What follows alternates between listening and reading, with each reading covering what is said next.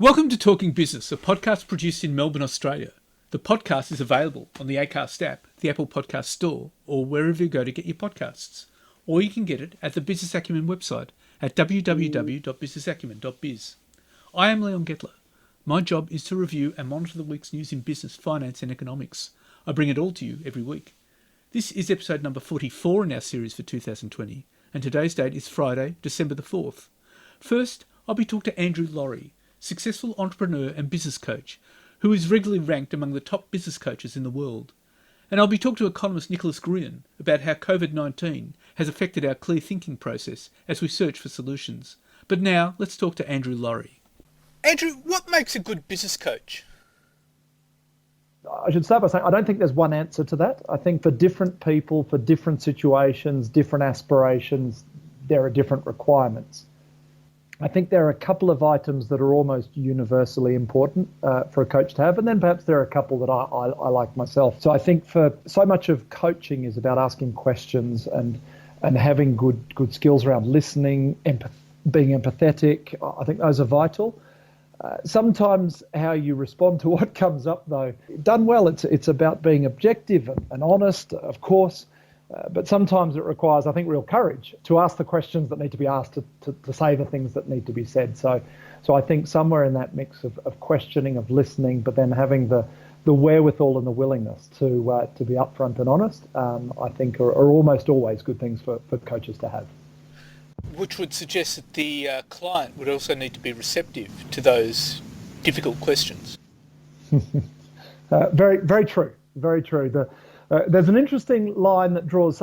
Sometimes you come across clients who are absolutely an upfront, open, and wanting those questions. Occasionally, it's the coach's job, to be honest, to help them to help the client understand the value of those questions. But in the end, yes, the client has to be receptive. Who are some of your clients? I mean, what sectors are they from? The coaching I do tends to be almost sector agnostic. I don't pretend to be an expert in their fields. I bring more the broader business and coaching side of it. And by example, if I run through a couple of my clients, I've had a lot of success as a company, one of Australia's leading software development businesses, Formation Technologies. It's an IT company. I'm definitely not an IT expert, but then someone like Double R Engineering, who cover machinery sales, trade services to mining, to transport, to construction, through sort of the Pilbara, the goldfields, New South Wales. I'm definitely not an engineer, but they've had great deal of success and growth. And then someone like Junglefy, who've really pioneered breathing walls and other living infrastructure, and growing very rapidly. They're again in a different sector altogether. So if I go through my client base, the sectors vary greatly. The common ground tends to be they have significant growth aspirations and the motivation and the willingness to do what's required to really achieve considerable things, and all of them are achieving really fantastic things. That would put a lot of onus on you, though. I mean, different sectors, whether it's IT or engineering, you would really have to get right across those sectors, wouldn't you? Leon, you have to get across the sector to a point. Again, I don't think my role in my relationship with my clients, I don't think my role is to provide sector-specific expertise. What they're looking for, they're all pretty good at their sector. They're pretty good at their field, whatever that might be. And where I can bring value, I believe, is having the broader business knowledge, business understanding, and as a coach, again, helping them to have realizations about how they're going about things, whether those be how they're managing their team, how they're building their strategy. Along the way, of course, I need to develop some understanding of their sector, but in the end, they're always going to be more expert in that than I am. And what I bring, hopefully, is something additional to what they have in themselves and their teams.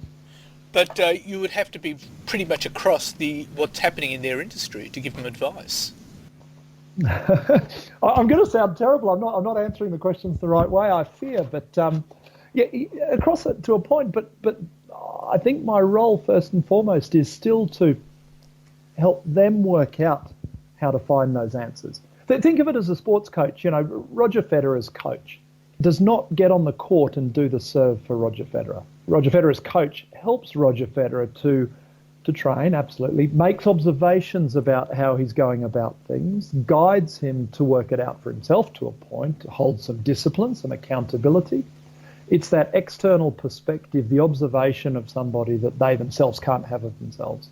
And so in a sense, I'm first and foremost facilitating my clients' development and trying to help them build the capacity in themselves and their teams, by the way, to be able to find those answers and put together those plans and create that success for themselves. But you would need to have a certain mindset, wouldn't you, to be able to do that as a coach? I mean, not everyone can actually go down that direction. I think that's a terrific observation, Leon. I think you're absolutely right. I think, and I'm not sure. Maybe the word that springs to mind in a way, it's humility. You certainly have to be accustomed to not knowing the answers as a coach. I think doing it well, you have to be willing to ask questions to which you don't know the answer, and that, of course, has a level of uncertainty about it. So yeah, I think it is a mindset which is willing to explore, willing to push people, but as I say, we're willing also not to know the answers, willing often not to be the bright kid in the room, because together you're helping your clients to come to the right answers. So as a coach, the key point for you as a coach would be to work with ambiguity and uncertainty. I think that's certainly part of it. Absolutely right. I think ambiguity and uncertainty is part of it. In a way, Leon, I think the way it sometimes comes together is there's a framework and a structure and a methodology I follow that is relatively consistent and applicable to almost all businesses. But within that framework, some of the content, the answers, the strategies that apply to one business against another are different. So I feel I try to maintain the structure and the integrity of that framework because I know it works across almost all businesses. But within that, absolutely, there is ambiguity that I have to live with because how one business might apply it or how it might work within one industry can be quite different. What are the big issues facing businesses now, and how do companies deal with them? I think at the top of that list, we recently, once a year, I get a group of business leaders, business owners together in a ski resort in France, and we spend a week thrashing out these sorts of questions, actually. And the item that came up at the top of the list, we were there just a couple of months ago, the item that came up at the top of the list is talent. Finding the right people, getting them on board, getting them to stay, keeping their enthusiasm, their passion, their commitment. Among my clients and the people I'm talking to, that seems to be at the top of the list of challenges at the moment. And they're investing considerable time and effort, money in some cases, in building the right sort of employee value proposition, making themselves obviously an attractive place to work. And they like to win awards and get on the best places to work and all of that. But in the end, it's more about the day-to-day experience they're able to give their teams and their staff, making that attractive, building really strong cultures. For many of my clients and the leaders, it's at the top, or it's among the top two things they're focused on, building the strength of culture, the right culture for their business that attracts people, that keeps people, and then just the processes around how do you bring people in and how do you manage them. So talent is probably the top of that list. And then probably the second item that comes up that people are dealing with in different ways, but the speed of change they're confronting now is almost universally high. Some of it's self-induced. Many of my clients, most of my clients, to be honest, they're businesses that are growing pretty fast. They're having a degree of success, but with that comes necessary change. But within their industries anyway, regardless of what they're doing, their industry is the environment at large, there's significant change. And investing the time to stop and consciously identify the changes, the trends that they are subject to, trying to project out intentionally where that's going to lead in 1, 2, 5 years or beyond. And then from that, being able to identify what's the implication for them, or alternatively, what's the opportunity? What is the set of core assets they can build that would optimize their position in that? So actually out of that, I've developed a program, in fact, written a book about it. It's an entire process around developing the right core assets, the most valuable core assets, reflecting that sort of the changes in the environment in which businesses are operating. So those are probably the two at the top of the list, I think. Getting the right talent and managing, coping with, but also making the most of the various changes that people are experiencing. Which means that entrepreneurs who hire a business coach really probably need to take time out to reflect about what's going on. Absolutely right. Yes, I think if there's one thing all business leaders and owners should be doing, it's take that time out to think, to observe, to work on the business, as the expression is, and obviously a lot of people struggle to do that. But taking a coach on board really forces the issue, and I think, frankly, even without a coach, it's an extremely valuable habit for anyone to have. Well, Andrew Laurie, thank you very much for your time. Absolute pleasure. Thank you, Leon. And now let's talk to economist Nicholas Gruen. Nicholas Gruen, you suggested the culture wars are flattening and dumbing down our discourse around our handling of the coronavirus pandemic.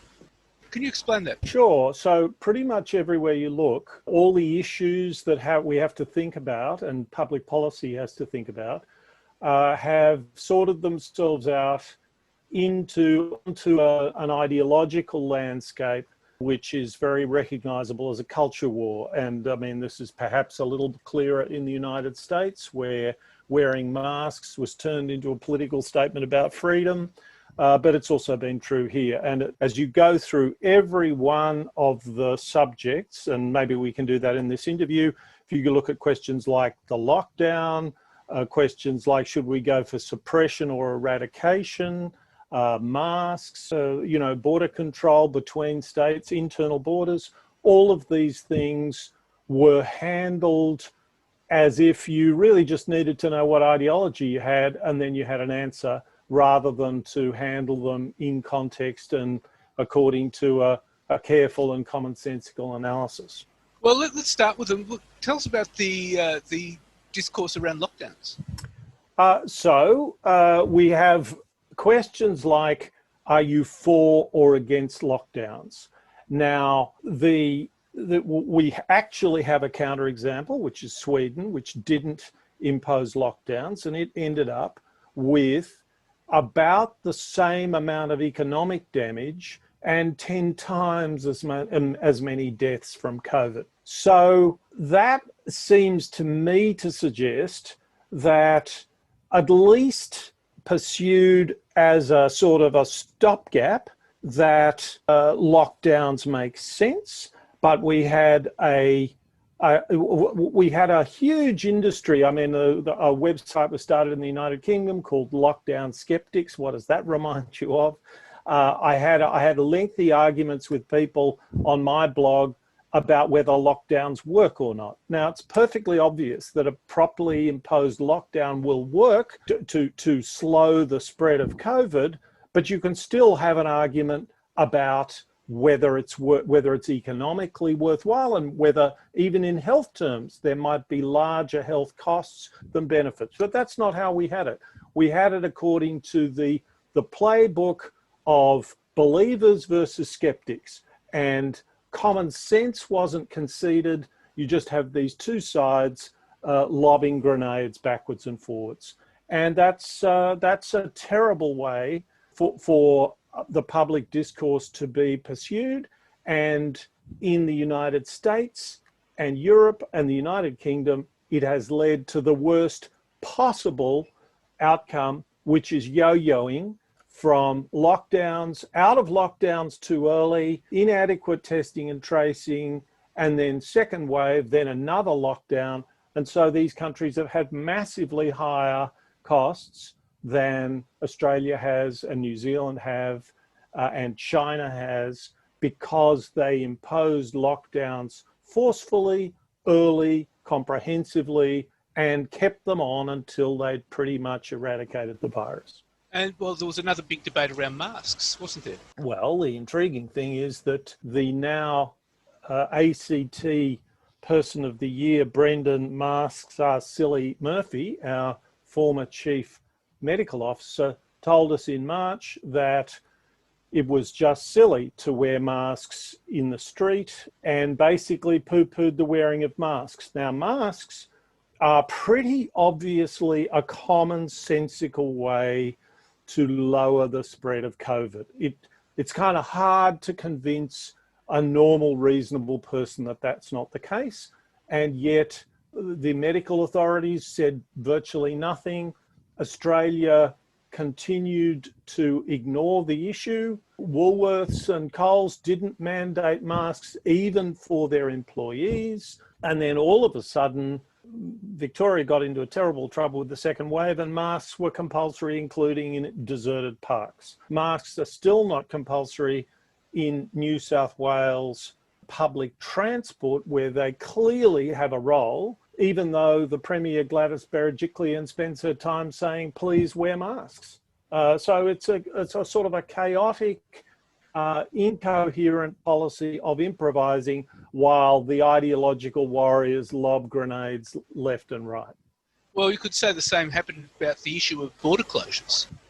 With border closures, we had the extraordinary situation where the entire country had effectively eradicated the virus, and certainly where there was the odd outbreak, it was being contained. And so there were just a few a day at the height of the threats there. And then Victoria was getting 800 cases a day, and New South Wales said, forget it, you can't, we're closing our borders. Now, of course you should close your borders if any of this strategy makes sense. If you could argue reasonably that New South Wales should never have locked down its population. I think that's a wrong argument for reasons I've just gone into. But if you want to argue that, fine. But here we had a situation where all the states of Australia were prepared to incur huge costs, and then we were supposed to sit around and say to the state that had the problem, oh, well, we're a federation. We agreed in 1901 to free movement, and this is a constitutional issue. This is an issue of freedom.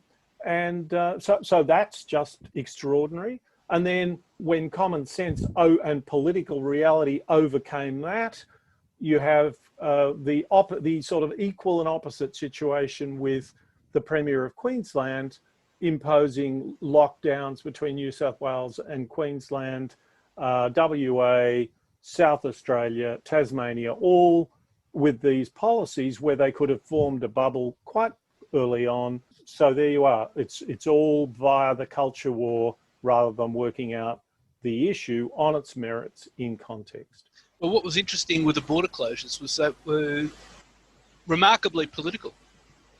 Yes, I mean, Gladys Berejiklian's border closure was politically successful for her.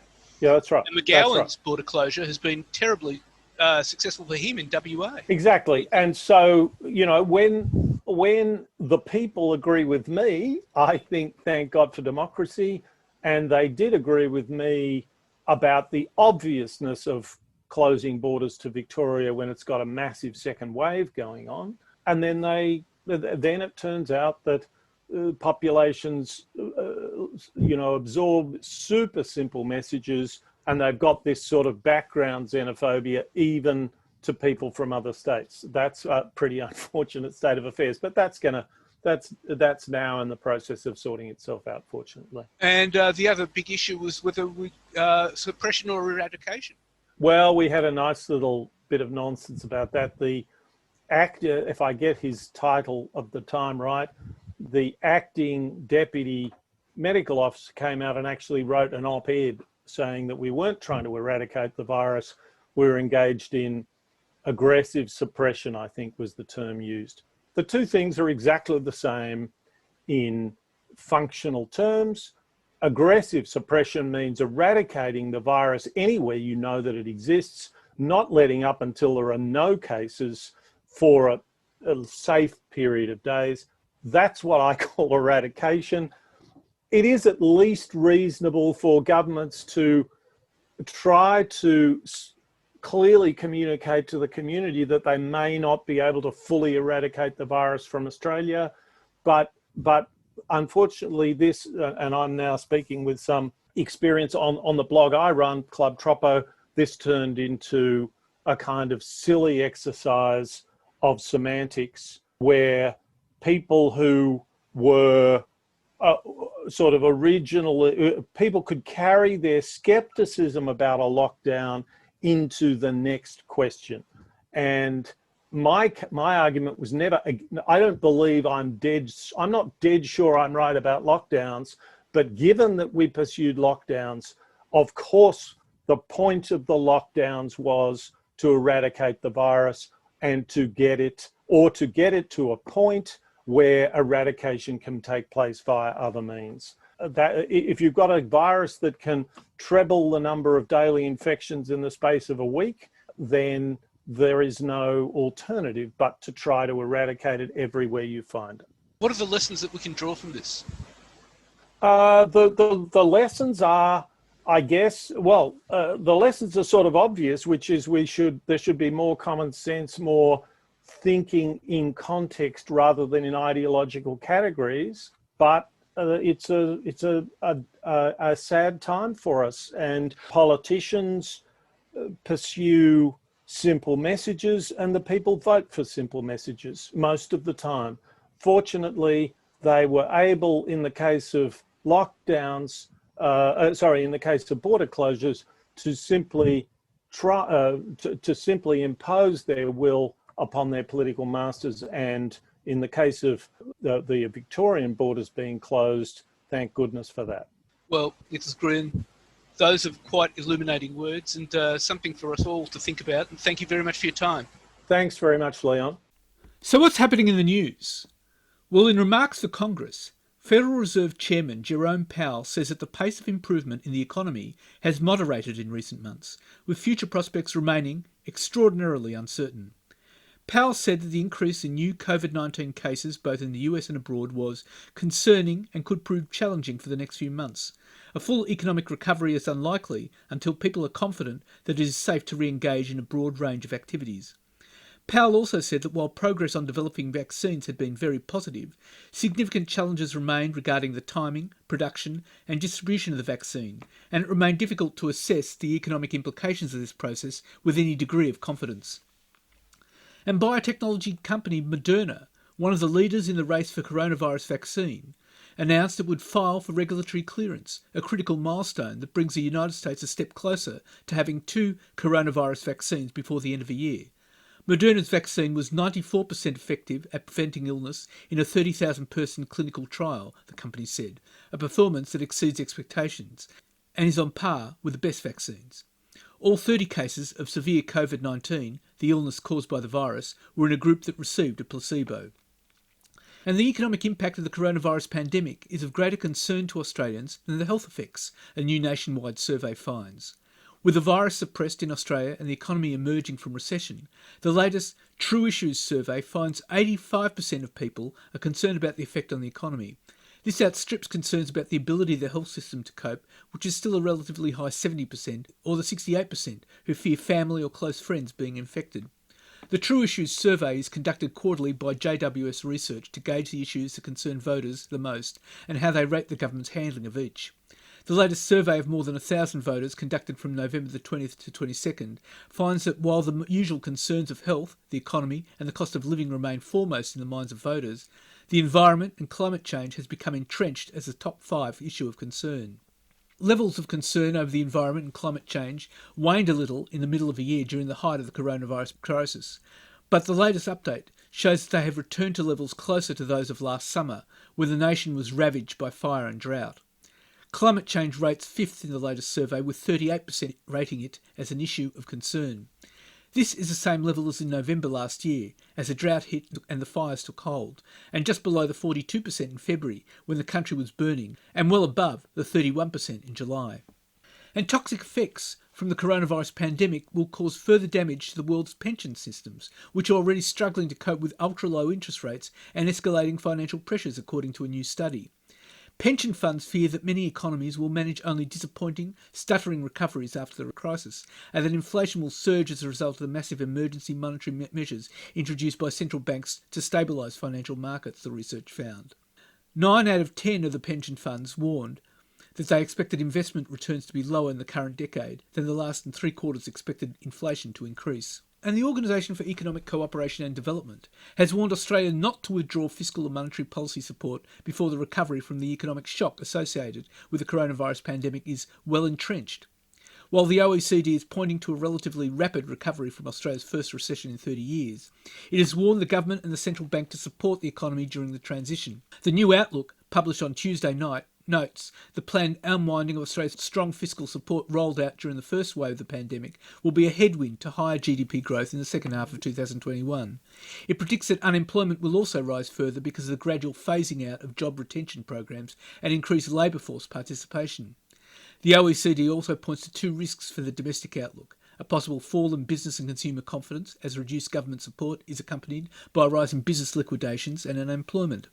The second nominated risk is the escalating diplomatic crisis with Beijing. The OECD warns any additional escalation in geopolitical tensions with China could undermine growth in exports.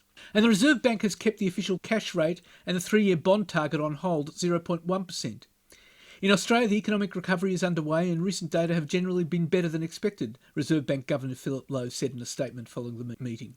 This is good news, but the recovery is still expected to be uneven and drawn out, and it remains dependent on significant policy support.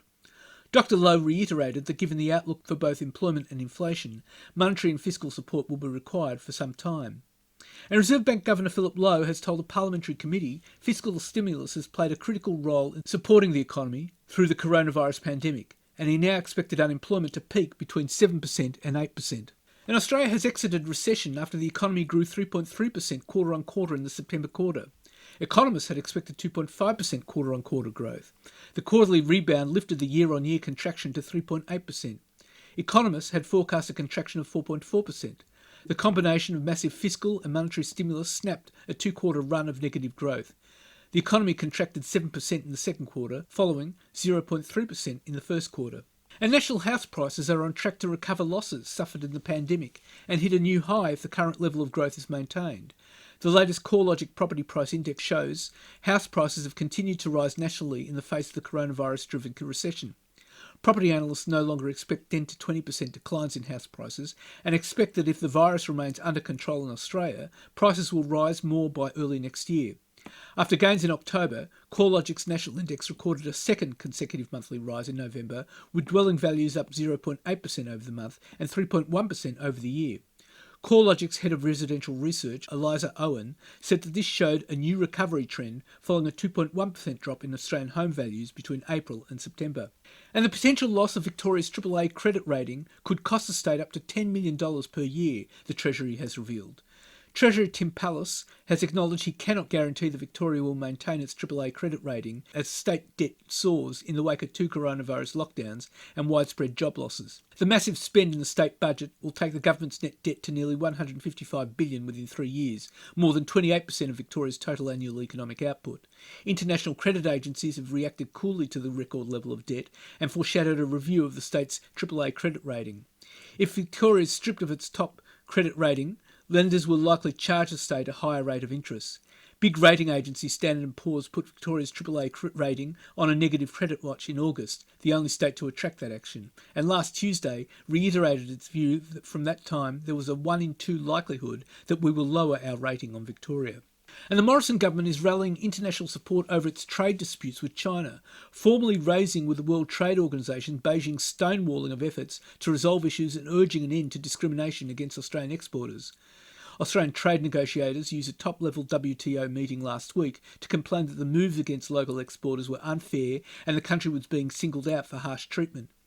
Prime Minister Scott Morrison has flagged a lifeline for winemakers after Chinese Ministry of Commerce imposed tariffs of up to 200% on Australian wine on Friday over complaints it is being dumped. One of the worst affected, Treasury Wine Estates, faces losing more than 30% of its annual profits because of the Chinese duties. And Australia's largest wine company, Treasury Wine Estates, says its imports into China have been slugged with a massive 169.3% tariffs, and it will implement emergency measures to minimise the damage. Treasury's well-known brands include Penfolds, Wolf Blass and Lindemans. Trade relations between Australia and China deteriorated even further last week after Beijing imposed crippling import taxes ranging from 107 to 200% on all Australian wine. The move followed the preliminary findings of a Chinese anti-dumping investigation, which claimed Australian winemakers were selling wine below the cost of production and causing China's winemakers substantial harm. Treasury Wine Estates said it expected demand for its wine in China to be extremely limited from now on. The tariffs, or so-called anti-dumping security deposits, will be charged to Chinese importers who order Treasury's wine in bottles of 2 litres or less. In the wider context, the coronavirus sell-off and worsening Australian-China relations have caused Treasury's share price to fall by more than half since late January, when its shares were $17.80. And Qatar has taken steps to shut down the $300 million a year lamb trade with Australia in the latest blow to farmers and meat processors already suffering from China import bans in what some see as another retaliatory blow linked to culturally insensitive diplomacy. Qatar has abruptly ended a subsidy which has underpinned the trade with Australia for the past 5 years. The Qatar move comes after the Morrison government raised concerns over invasive searches of Australian women travellers at Doha's Hamad International Airport in October. Lamb exporters and sheep industry leaders were reluctant to publicly link the trade disruption to the outcry over the searches for fear of inflaming the situation. Karim Noel, the boss of Sydney headquarters Al Karim Exports, said Qatar was one of Australia's biggest and most important markets, and the trade disruption had come without warning. An embattled casino operator Crown Resorts has tapped a new former National Australia Bank executive to be its new Chief Compliance and Financial Crimes Officer. Stephen Blackburn will start on March the 1st after serving as Chief Financial Crime Officer and Group Money Laundering Reporting Officer at NAB.